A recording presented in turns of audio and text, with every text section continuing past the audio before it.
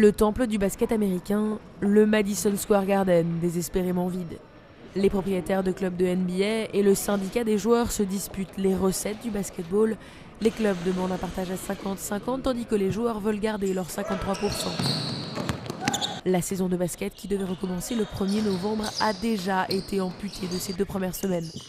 Mais les fans, eux, n'ont pas raccroché le maillot. Ce qui compte, c'est l'amour du jeu, pas l'argent. Nous, on veut juste les voir jouer au basket. Joshua est l'organisateur de ces tournois. Selon lui, le blocage de la NBA va propulser le basket amateur au détriment du basket professionnel.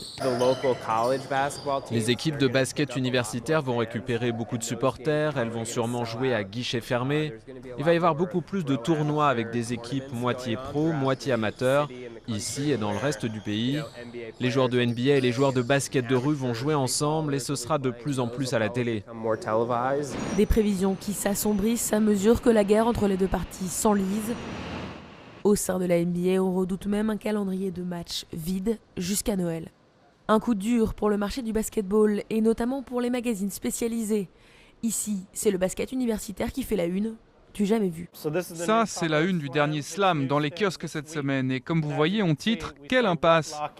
Un trait d'humour dans une ambiance générale de plus en plus morose, car le risque d'une annulation totale de la saison n'est pas écarté. Je ne sais pas si la saison sera annulée complètement, ça me fait très peur, on pourrait perdre nos annonceurs.